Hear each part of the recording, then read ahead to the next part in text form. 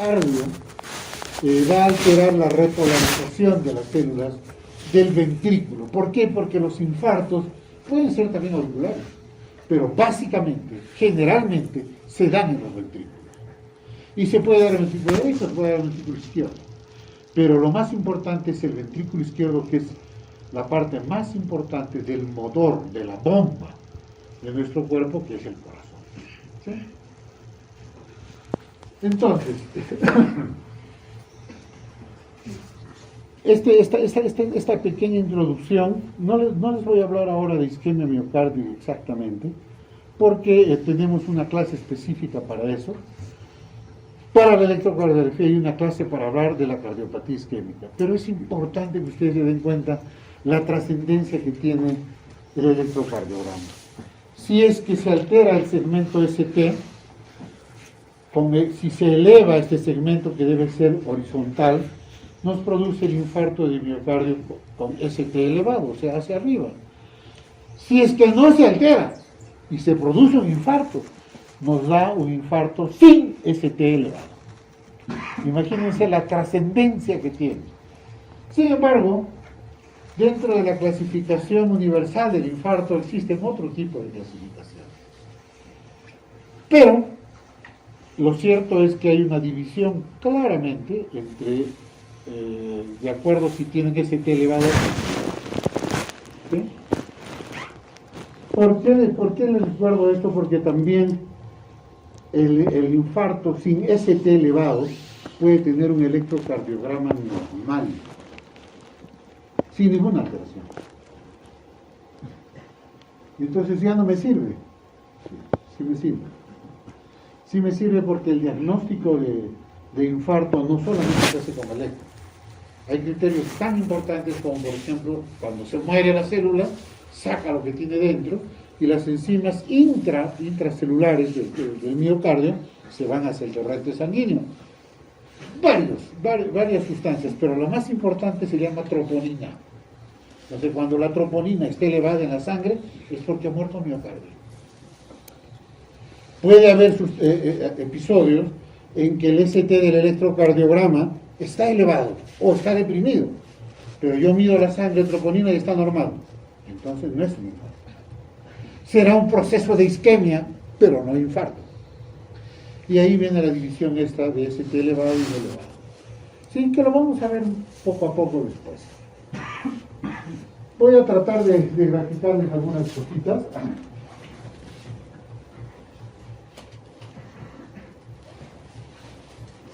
Onda P, Q, R, S, ST, onda T, y atrás la onda U, que no sirve más.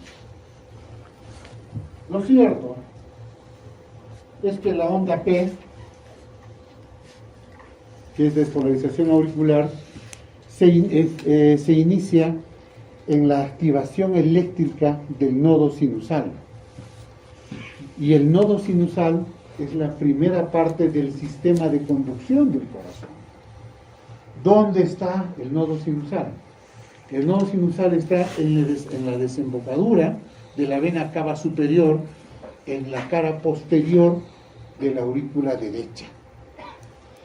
Allí hay un cúmulo de células miocárdicas, células musculares del corazón, que tienen una actividad eléctrica increíble.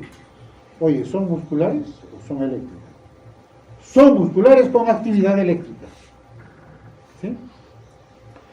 Y todas las células del corazón, las células del miocardio, del músculo del corazón, pueden iniciar actividad eléctrica, producir actividad eléctrica y después conducirla.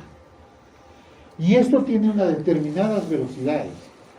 La velocidad más rápida, donde más rápido se produce esta actividad eléctrica, es en el nodo sinusal. Y por eso es que se denomina marcapaso también. Allí se marca cómo va a ir el ritmo del corazón. Por eso se llama marcapaso. ¿Ok? Entonces, si esto está en el nodo sinusal y está en la aurícula derecha, en la aurícula derecha se empezará la despolarización de las aurículas. Y esta onda P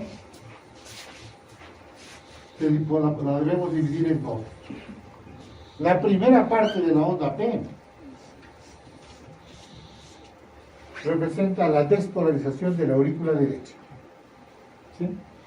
El sistema de conducción, por eso era importante la pizarra, chicos, quiero fuera. No se va a ver muy bien de ahí atrás, pero por ejemplo, si acá está el nodo sinusal, primero van a ir algunas ondas hacia la aurícula izquierda por algunos haces interauriculares, ¿sí? Y por otros haces internodales van a ir hacia el nodo auriculoventricular. ¿Se acuerdan del sistema de conducción, no es cierto? Nodo sinusal, el nodo AB, el haz de His, la rama izquierda, la rama derecha. El ventrículo izquierdo es el ventrículo que tiene mayor cantidad de miocardio. Tiene un miocardio mucho más potente, mucho más grueso, mucho más grande, mucho más fuerte. Entonces, en la rama izquierda del haz de His se va a dividir en dos. Lo cierto es que después de despolarizarse la aurícula derecha, se va a despolarizar la aurícula izquierda, la segunda parte de la onda P. En algunos electros, ustedes van a poder ver una pequeña muestra acá, que va a dividir una de otra. Y es que estas ondas están montadas, así más o menos. Entonces esta pequeña muestra de acá, en algunos electros se puede ver. Pero donde se puede observar más claramente es cuando hay crecimiento de la aurícula izquierda. Y ese es el tema de hoy día. El día de hoy vamos a ver crecimiento de cavidades. ¿Okay? Lo cierto es que la onda P, esto ya llevaron ustedes, ¿no es cierto? A ver, tú, ¿cuánto mide la onda P?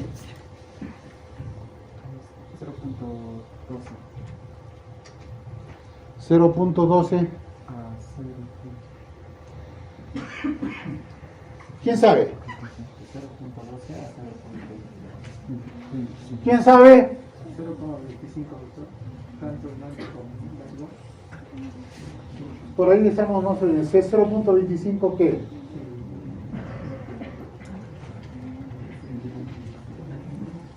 La onda P se puede medir a lo horizontal y a lo vertical. En lo vertical hablamos de voltaje y el voltaje se mide en milivoltios. En voltajes es 0.25 milivoltios en voltaje, en lo vertical. Y en lo horizontal se mide en tiempo, se mide en segundos. Y eso significa 0.10 segundos. ¿Sí? No es 0.12, es 0.10. 0.12 ya es patológico.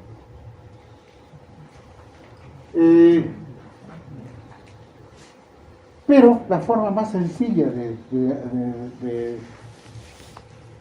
de ver si hay crecimiento o está normal la onda P es medirlo en distancias, no en tiempo, no en milivoltios.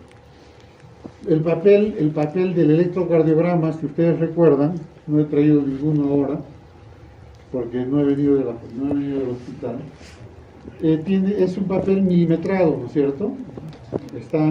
Cada 5 milímetros hay unas rayas más gruesas, y cada 5 de esas rayas hay una marquita que está asegurada.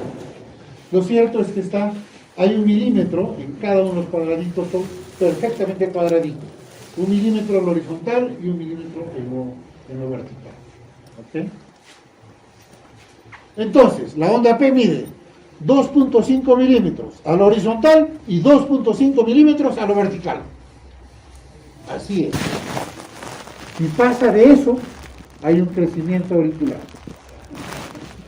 Sí, vemos que, por ejemplo, ahora en las diapositivas que les voy a proyectar, está la parte que ustedes tienen que repasar por qué es que se produce esto. Pero lo que yo quiero enseñarles es cómo van a reconocer en el electrocardiograma, que es lo que me interesa. Me interesa que ustedes puedan agarrar un electro y puedan decir, oye, acá hay crecimiento del pilar derecho o izquierdo. Y se ha crecido la aurícula derecha, ¿por qué diablos ha crecido? Y entonces uno ya va pensando el por qué y ya va haciendo diagnóstico. Y si tú haces tu diagnóstico, ya puedes estar pensando en tu intervención, ya puedes estar pensando en tu tratamiento. Y eso es lo que hacemos nosotros los médicos. Ese es nuestro negocio. Diagnosticar y tratar. Pero para tratar bien, tienes que diagnosticar bien. ¿No es cierto? Ok. ¿Cuándo crece la aurícula derecha? La aurícula derecha crece en muchas patologías. Pero las más frecuentes son las neumopatías crónicas. ¿Qué tiene que ver la aurícula derecha con el pulmón? Créame que sí tiene que ver. ¿Qué es lo que tiene que ver? Cuando, por ejemplo, existe un cor pulmonar, o sea, una enfermedad del corazón que se origina por un problema pulmonar, o cuando hay hipertensión pulmonar, o cuando hay asma, o cuando hay EPOC, por ejemplo, esto va a aumentar la presión arterial pulmonar. ¿Dónde se mide eso? Eso se mide en el pulmón. Pero la presión arterial pulmonar se mide básicamente en la arteria pulmonar. Y la arteria pulmonar sale del ventrículo derecho. ¿Se acuerdan? Hagan un poquito de memoria, ¿no es cierto? Del ventrículo derecho sale la arteria pulmonar. Del ventrículo izquierdo sale la aorta. Simple. Y detrás del ventrículo derecho, detrás de este ventrículo, está la válvula tricúspide. Y detrás de la tricúspide está la aurícula derecha. De esta arteria pulmonar se va a ir hacia los pulmones. Y si el pulmón tiene una patología crónica, va a producir aumento de la presión pulmonar. Y ese aumento de la presión pulmonar va a repercutir en la presión del ventrículo derecho. Y la válvula tricúspide es una válvula, por llamarla de alguna forma, un tanto débil. En cardiología, en la jerga cardiológica se le llama complaciente. Si es que pasa algo en el ventrículo derecho, rápidamente se lo pasa el problema hacia la aurícula derecha. No es una válvula que se cierra bien y agarra el problema en el ventrículo. No, eso es, hay problema, se lo pasa al otro lado. No es que solucione el problema del ventrículo derecho, no. Lo comparte. Si hay problema en el pulmón, va a haber problema en el ventrículo derecho.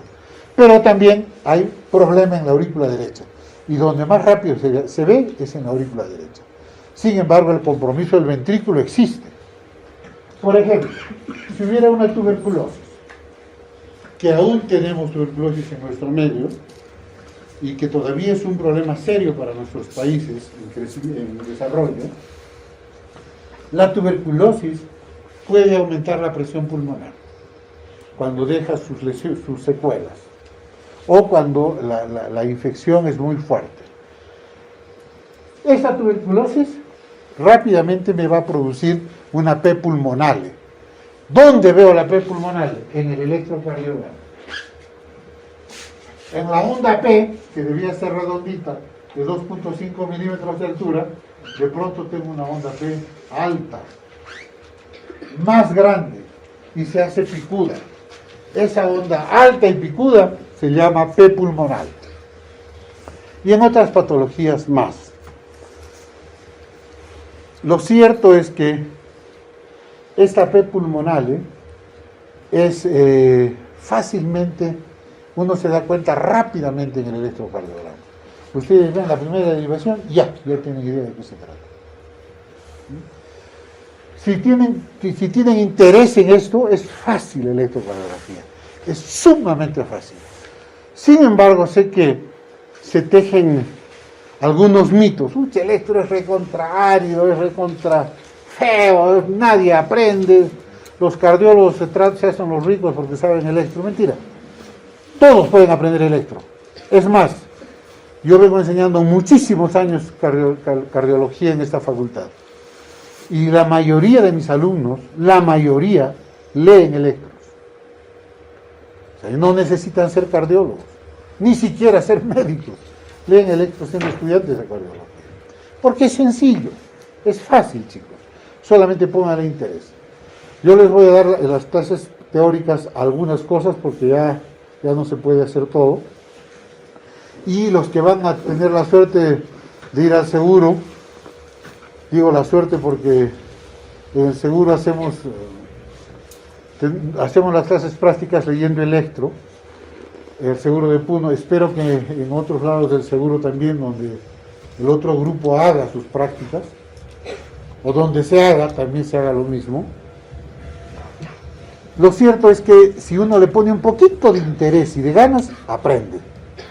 No es nada difícil, es realmente fácil.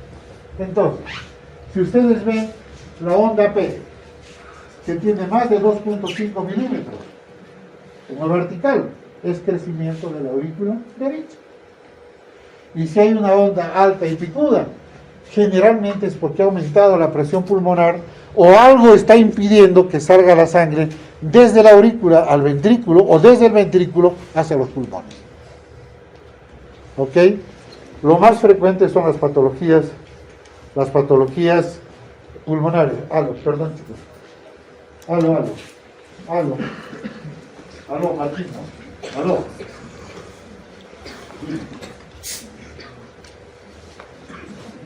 Sí. ¿Cómo está? Ya, entonces que siga, unos 3 días más. Sí. Ya. 7 días. 7 días. ¿Ya? Estoy en clase. Listo. Disculpen, es una llamada a larga distancia. Yo no podía dejar de dormir. Les decía, este crecimiento de la aurícula izquierda corresponde a hipertensión pulmonar por alguna patología pulmonar o por algún problema que está impidiendo el paso de la aurícula derecha al ventrículo o del ventrículo hacia los pulmones. ¿Ok? Y eso nos puede llevar rápidamente a pensar ya en un diagnóstico.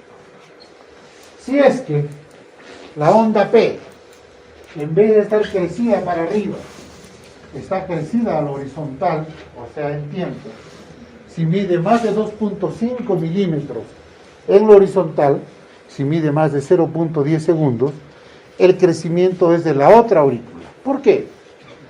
Esto no necesariamente es científico, esto es una especie de mnemotecnia.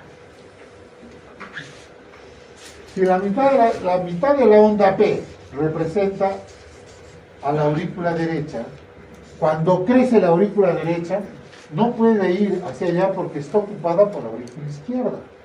Entonces no le queda más camino que ir hacia arriba. Por eso crece hacia arriba. Les digo que esto no es científico. Esto es una especie de mnemotecnia. ¿Ok? En cambio, cuando crece la aurícula izquierda, no hay nada que le ataque aquí.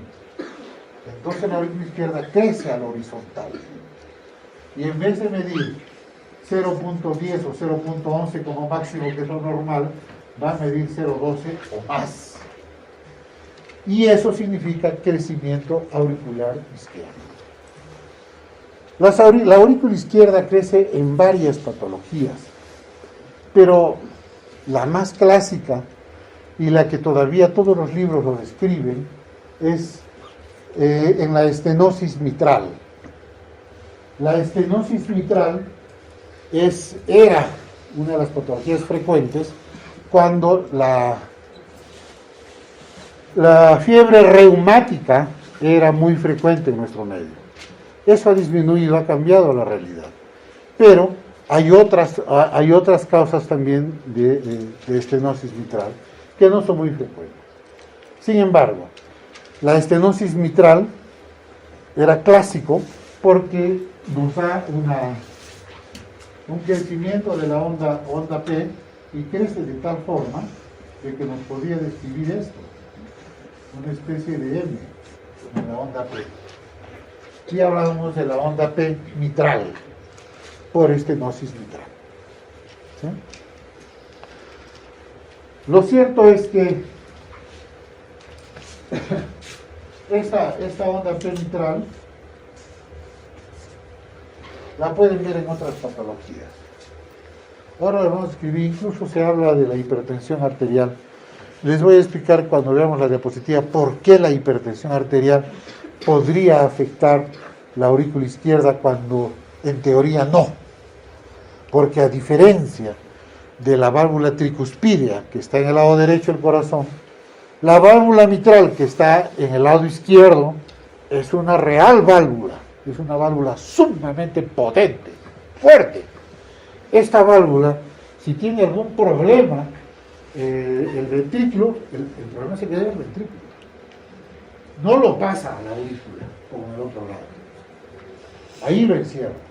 Y solamente con el tiempo, cuando ya la dilatación es extrema y compromete el anillo de la aurícula, puede dejar un espacio que va a comprometer hacia la aurícula izquierda. Y allí es que puede comprometer el crecimiento de la onda P con crecimiento en tiempo, en segundos. ¿Okay? Eso para hablar de las hipertrofias auriculares. Les voy a dar las diapositivas para no salir de esto, ¿ya?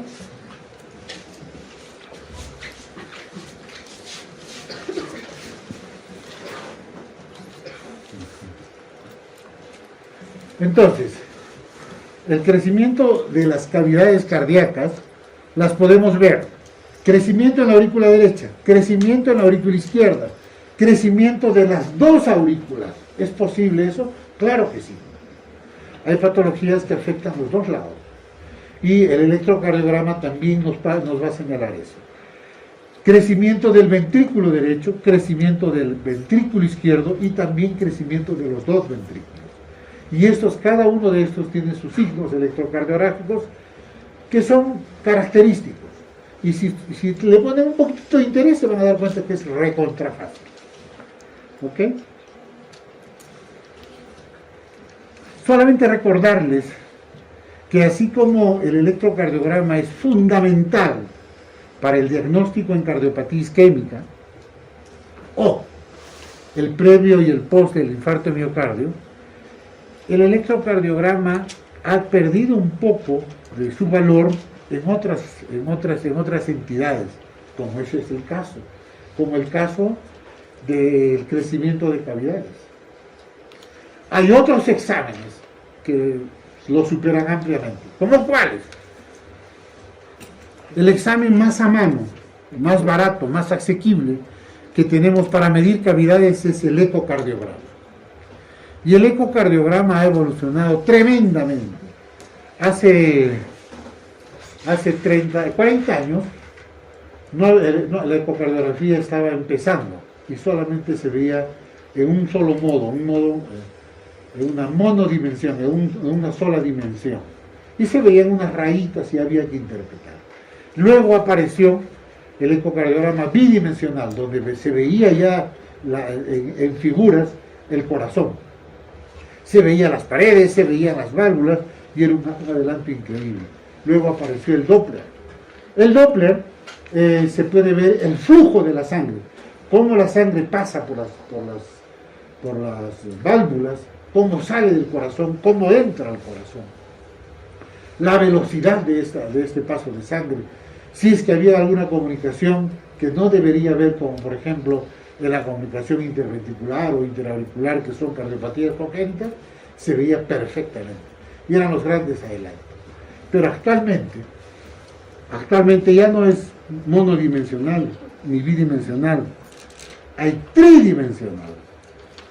Hay ecocardiografía de 4 dimensiones también. Cada vez aumenta mucho más. Pero no solamente eso. Hay otros exámenes que hace algunos años en cardiología no se utilizaban, como ¿qué, por ejemplo? La tomografía axial computarizada o la angiotomografía. Antes no servía, el cardiólogo nunca pedía una tomografía, porque con su eco le bastaba. No, ahora no. Ahora la tomografía ha superado la ecocardiografía en algunas patologías. Y es superada también la tomografía por la resonancia magnética. También la angioresonancia. Cuando hablamos de angiotomografía o de angioresonancia, es que además del corazón tenemos los vasos. Entonces estos exámenes hacen el diagnóstico mucho más preciso. No necesariamente más fácil, pero sí más preciso. Se sabe dónde está el problema, cómo está el problema y qué vamos a hacer. ¿Cómo podemos solucionar el problema? Entonces, por eso hablamos en el electrocardiograma que tiene una alta especificidad, pero una baja sensibilidad.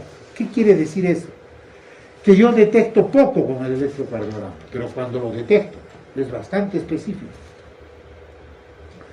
O sea, la sensibilidad, por ejemplo, para crecimiento de cavidades en el electrocardiograma no es mucho, es entre 30 y 40%.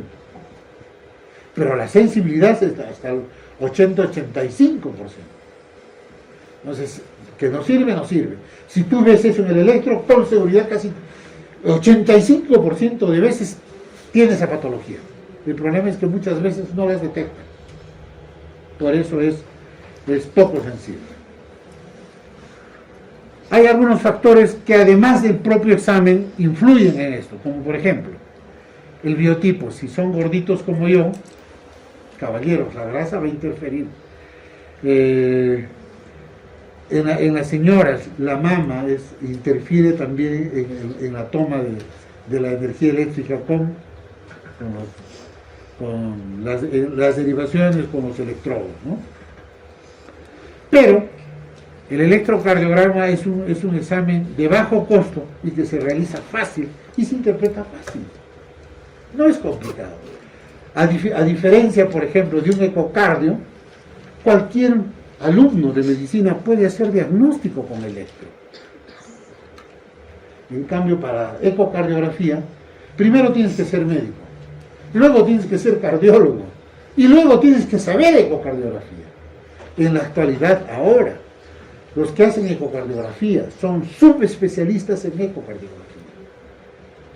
Sin embargo, en nuestra universidad, en nuestro medio, hay mucha gente que ni siquiera es cardiólogo, pero que hacía cardiología, pero no sabía nada de eco. Entonces, cuando llegamos los cardiólogos que sabíamos eco, era una gran cosa. Pero ahora, ya los que sabemos eco quedamos de alguna forma de lado, porque hay subespecialistas en ecocardio. Y el diagnóstico es mucho más fino, mucho más preciso. ¿Y para qué sirve eso? Poco a poco vamos a ir viendo en el desarrollo de la cátedra. Sirve muchísimo. Si se hace un buen diagnóstico, por ejemplo, yo puedo decidir si alguien que está enfermo del corazón se opera o no se opera. Pero si no se opera, se muere, no. Le pongo un catéter por la vena, o por la arteria, y hago la intervención percutánea sin operar al paciente. Y se soluciona igual. ¿Y quién me ayuda a decidir eso? Primero, la ecocardiografía. Y la ecocardiografía tiene una gran ventaja, de que no solamente me ayuda a diagnosticar, sino que yo, mientras se está haciendo el procedimiento, ya sea sin operación, o sea, cardiología intervencionista, o con operación, en cirugía cardiovascular, yo con el eco veo dónde están reparando, cómo deben reparar, y lo sigo y veo si han reparado bien o no. Esa es la ventaja de la ecocardiografía. Pero a veces el ecocardio no me ayuda a diagnosticar bien para empezar la operación. Entonces echo mano a la tomografía, echo mano a la resonancia. O echo a mano a otros procedimientos con ayuda de isótopos radiactivos, que en algún momento lo vamos a ver. Los criterios de crecimiento auricular derecho, que ya lo vimos, que ya más o menos se entienden, para hacer diagnóstico de esto deben tener algunos criterios. ¿Cómo que, por ejemplo? La onda P, así como se mide, que ustedes supongo ya saben algo, así como se mide el eje del QRS, ¿se acuerdan? ¿No es cierto? También se mide el eje de la onda P. Pero para no confundirse, se habla de ángulo de la onda P. El eje de la onda P o el ángulo de la onda P está desviado hacia la derecha. Ese es un criterio de crecimiento auricular derecho. ¿Es el más importante? No.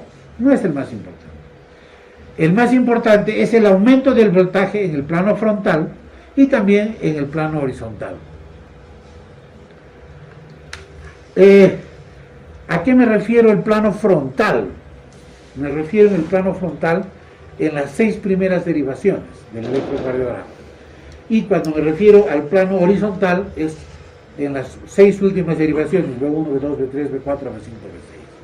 En todas esas las derivaciones tiene que ver un aumento de voltaje de la onda P. ¿Y eso qué significa? Que el aumento de voltaje, midiendo en milivoltios, es más de 0.25 milivoltios, o sea, más de 2.5 milímetros. ¿Okay? Lo que sí hay que diferenciar es que no aumenta la duración, aumenta la intensidad.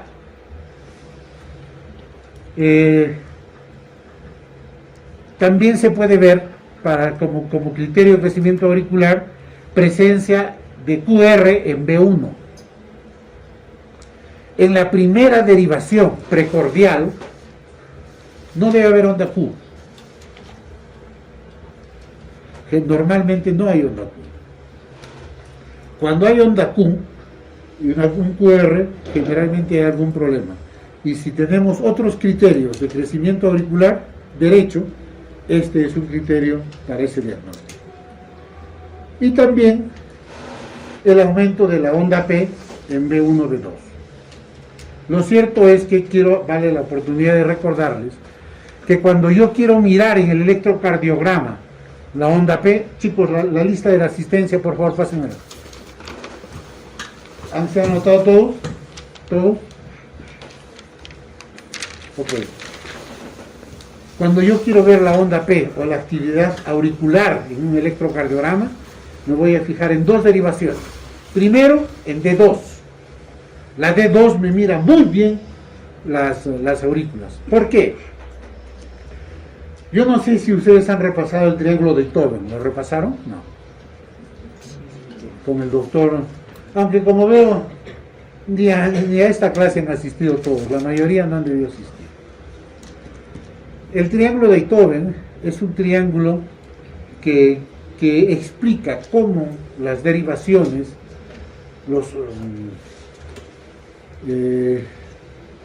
cómo la energía eléctrica va por los diferentes ejes del corazón y cómo es que se van formando las ondas positivas y las ondas negativas. Lo cierto es que el triángulo de Beethoven está formado por D1, D2 y D3. Eso forma el triángulo de Beethoven. D1 va de hombro derecho a hombro izquierdo. D2 va de hombro derecho a pie izquierdo y D3 va de hombro izquierdo a pie izquierdo. Ese es el triángulo de Beethoven. ¿Y por qué? Porque la energía eléctrica va en esa dirección, en ese eje. Y el D2 está yendo del hombro derecho al ventrículo izquierdo. Y esa es la dirección que va a atravesarme las aurículas. Y fundamentalmente la aurícula derecha. Pero me atraviesa las 2 aurículas. Porque se va al ventrículo izquierdo. No se queda al lado derecho. Se va hacia el lado izquierdo. Entonces me atraviesa la aurícula derecha y la aurícula izquierda. Por eso, en la derivación 2, yo veo perfectamente la onda P que me representa la despolarización auricular. Y también en B1, o sea, en las precordiales, en B1 y en B2.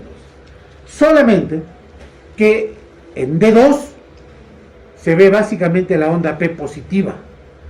En B1, o sea, en la precordial 1 y precordial 2, puedo ver ondas positivas y negativas, que se llaman ondas difásicas.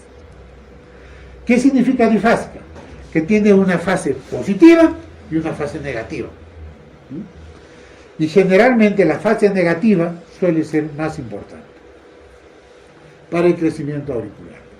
¿Ok? Entonces ahí nos vamos a dar cuenta de los problemas que tenemos en la auricular derecha, en el crecimiento auricular derecho. ¿Cuáles son las causas más frecuentes de crecimiento auricular derecho? Les decía, lo que impide la salida del ventrículo derecho. ¿Qué impide la salida del ventrículo derecho? La estenosis pulmonar. Si hay un estrechamiento en la válvula pulmonar, todo lo que está dentro del ventrículo, llámese la sangre, que está en el ventrículo derecho y que va a pasar a los pulmones, no sale, pues hay un impedimento. La estenosis es un estrechamiento del agujero de la válvula, entonces no sale.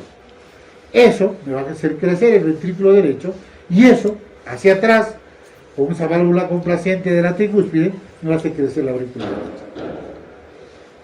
derecha. Por ejemplo, también en patologías congénitas como la tetralogía de Fallot.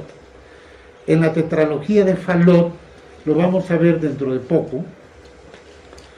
La tetralogía de Fallot es la unión de 4 patologías en uno solo, en una cardiopatía congénita. Uno de los componentes es la estenosis pulmonar subvalvular o valvular, que viene a ser casi lo mismo del primer punto. Pero además tiene otras cosas, tiene un CIB bastante grande, una comunicación interauricular, tiene cabalgamiento de la aorta, por ejemplo. Entonces, ya lo vamos a ver en su tiempo. Lo importante es que solamente recuerden eso. En estenosis e insuficiencia tricuspidia también. Si yo tengo una estenosis tricuspidia, la sangre que me llegó por las venas cavas, superior e inferior a la aurícula derecha, no va a poder pasar al ventrículo derecho, porque el agujero está estrecho. Entonces toda la sangre se queda en la aurícula derecha, y eso primero me va a dilatar la aurícula derecha. Esa dilatación de la aurícula va a aumentarme, por ley de Frank-Starling, la fuerza de contracción del músculo del miocardio y de la aurícula. Y eso me va a hacer crecer la aurícula. Primero se dilata y luego crece. Hablamos de dilatación e hipertrofia auricular. Las dos son crecimiento de la aurícula derecha. ¿Ok? La hipertensión arterial pulmonar que les decía. El cor pulmonar crónico, por ejemplo, con EPOC, por ejemplo, los fumadores, por ejemplo, los asmáticos, por ejemplo, los que tienen neumopatías crónicas, como tuberculosis o qué sé yo. También valvulopatía mitral la valvulopatía mitral, ¿cómo me puede hacer crecer la aurícula derecha si la mitral está en la izquierda? ¿Cómo? Brujería, no. Lo que pasa es que la válvula mitral me está dividiendo la aurícula del ventrículo izquierdo.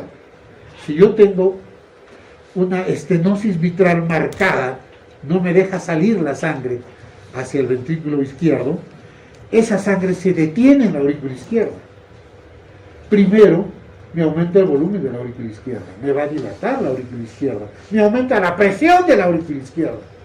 Pero esa presión no se queda ahí, aumenta tanto que en forma retrógrada me manda la sangre hacia atrás.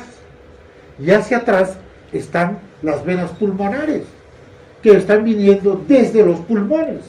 Y allí es que me aumenta la presión en los vasos pulmonares, luego llega a la arteria pulmonar y luego llega al lado derecho.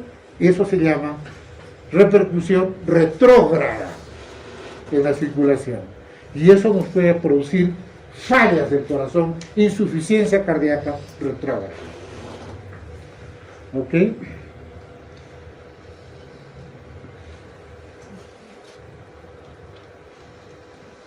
Acá en estas imágenes, fíjense, no está la válvula, no está, bajar y subir se va a hacer difícil. La onda P debería ser más pequeña, solamente de 2.5 milímetros, y esta tiene mucho más.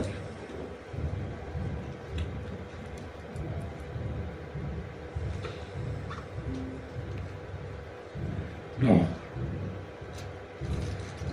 Me he checado el asunto. Sí, se va a saltar. Sí, pero está más... Bueno. Lo cierto es lo siguiente. La onda P está más alta y picuda. Eso es lo que les decía la P pulmonar. Si ustedes conocen un electrocardiograma normal, rápidamente se van a dar cuenta que la onda P allí es diferente. Es una onda mucho más alta y tiene punta. La onda P es redondeada. Te doy un consejo, flaco. Anda, date una respiradita afuera y vuelves. En todos estos electros, miren, en esta figura,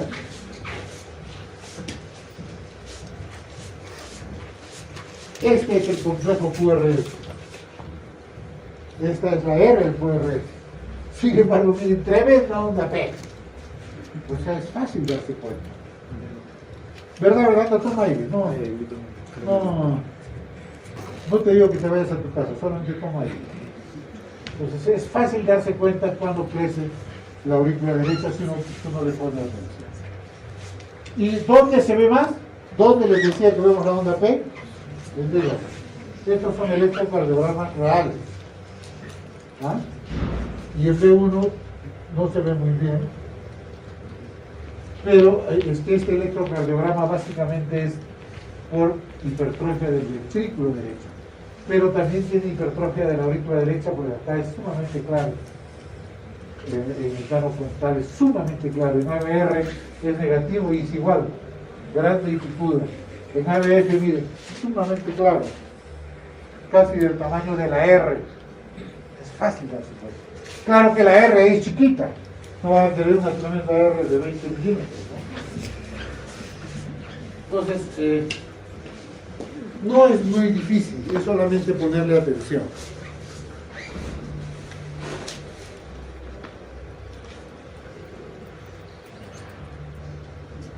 Ahí también fíjense en D2, tremenda onda P, igual que la onda R.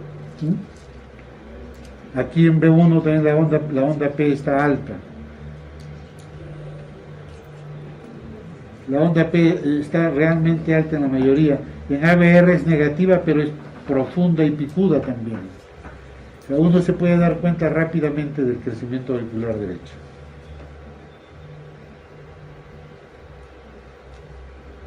Lo mismo aquí. Si ustedes se dan cuenta... Oh, no, ¿qué pasó?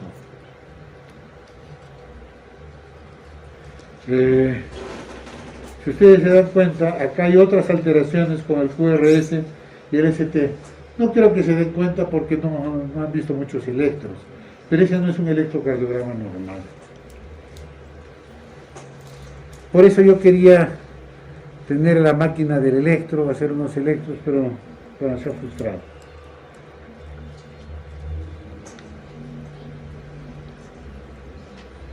Ahí igual vemos ondas P altas y picudas. Esta onda P se podría confundir con la onda T sin ningún problema. Sin embargo, es onda P de crecimiento auricular derecho.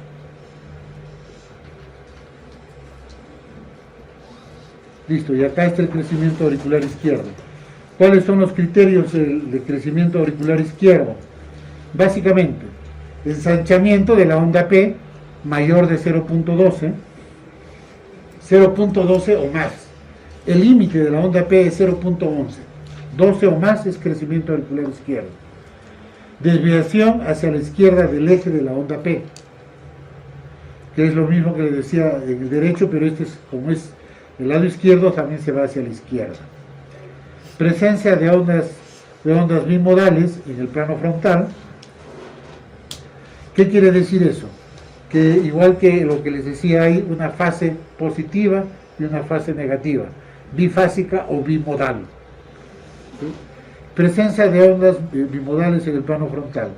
Presencia de onda P, que puede ser positiva o puede ser negativa en B1. Eso es normal. En la primera derivación precordial u horizontal, la onda P puede ser positiva o negativa. Lo característico de esto es que es una onda P grande en tiempo. Por eso hablamos de crecimiento auricular izquierdo. Con aumento de la fase negativa. Cuando hay aumento de la fase negativa, lo que más nos indica es crecimiento auricular izquierdo, superior a 0.4 milisegundos. ¿Qué significa? Que la parte negativa de la onda P dura más de 1 milímetro. Cuando dura más de 1 milímetro, generalmente es crecimiento auricular izquierdo. Y eso se conoce como el nombre de índice de Morris. ¿Cuáles son las causas más frecuentes de crecimiento auricular izquierdo? les decía, estenosis mitral. Pero las estenosis mitrales, por lo menos las reumáticas, generalmente se complican y hacen estenosis con insuficiencia. Pero no necesitas insuficiencia para que crezca la aurícula izquierda. La estenosis mitral pura igual te hace crecer la aurícula izquierda. La hipertensión arterial sistémica, ahí sí la hipertensión tiene que ser severa, producir cardiopatía hipertensiva, producir crecimiento que compromete el anillo de la válvula mitral y que va a dejar escapar sangre hacia la aurícula izquierda. Estenosis e insuficiencia aórtica, que al final está delante del ventrículo, para que repercuta a la aurícula, tiene que ser la cuestión severa, que haya una gran dilatación del ventrículo, si no, no compromete la aurícula. La miocardiopatía hipertrófica o la miocardiopatía dilatada. Lo que más se ve es la miocardiopatía dilatada. Miocardiopatía significa miocardiopatía, o sea, el músculo del corazón, miocardio, y su patología. O sea, es una patología del músculo cardíaco. Esa es miocardiopatía. Y son varias, las vamos a ver más adelante. Pero la más frecuente, porque es más fácil diagnosticarla, porque da signos más precoces de insuficiencia cardíaca y otras cosas, es la miocardiopatía dilatada. Sin embargo, también la miocardiopatía hipertrófica. Esas también alteran el tamaño de la aurícula izquierda. La cardiopatía isquémica en la fase dilatada. Cuando las arterias coronarias dejan de pasar la sangre necesaria para la nutrición del corazón, se produce una patología que se llama cardiopatía isquémica. Y esta cardiopatía isquémica crónica produce una dilatación del corazón. En esa fase también crece la aurícula izquierda. Y fíjense, ahí está la figura que no se deben olvidar de esto. ¿Sí? ¿Ah? A ver, por favor.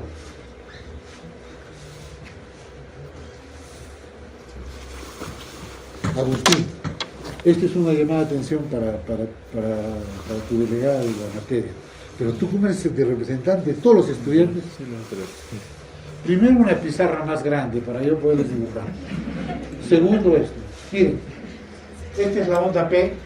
Y ustedes, si se puede ver de lejos, no sé, tiene una muesca que separa de la aurícula derecha y la aurícula izquierda. ¿Sí? Y segundo, que es mucho más grande, mide 1, 2, 3, 4, más de 4 milímetros. Y debería ser menos de 3. Entonces, eso es crecimiento auricular izquierdo. Y esto en D2, ahí es donde se ve mejor la onda. Sin embargo, la pueden ver en D1, en ABR está negativa. En todas las derivaciones la pueden ver. Pero donde la ven mejor es en D2. Y también en B1. En B1, esta es la fase bimodal. Una fase positiva y una fase negativa. Y la fase negativa mide más de 1 milímetro. Miren. ¿Ah? O sea, con eso ya no se van a olvidar. ¿Ok?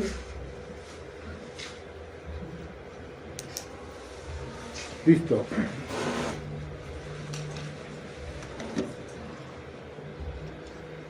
¡Wow! ¿Tienen clases, chicos? ¿Tienen clases? ¿A qué hora? Un grupo tiene rotación, doctor. ¿Quiénes tienen clase? Levanten la mano. ¿Quiénes tienen clase? Nadie. Los que quieren irse a su clase, chicos, yo respeto las clases. Vaya. Así que como me gusta que me respeten mis clases, yo respeto las clases. Porque nos falta la mitad de la clase. Si es que era un grupo importante, lo postergábamos para el inicio de la próxima clase. Disculpe, doctor. Estamos en campeonatos, doctor. Estamos en campeonatos también, doctor, disculpe. Y de la facultad estamos representando, doctor. Y a las 4 de la tarde nos toca jugar a nivel interfacultades. Miren, chicos. Yo respeto su entusiasmo, son jóvenes y están representando a la web, perfecto. Yo no soy muy partidario de eso, pero ahora soy miembro del Consejo de Facultad y justo hoy día le preguntaron a Agustín en mi presencia del campeonato. Vaya, Gracias. lo vamos a ver en la próxima clase, crecimientos de los Muchas gracias, doctor. ¿Ya? Está bien.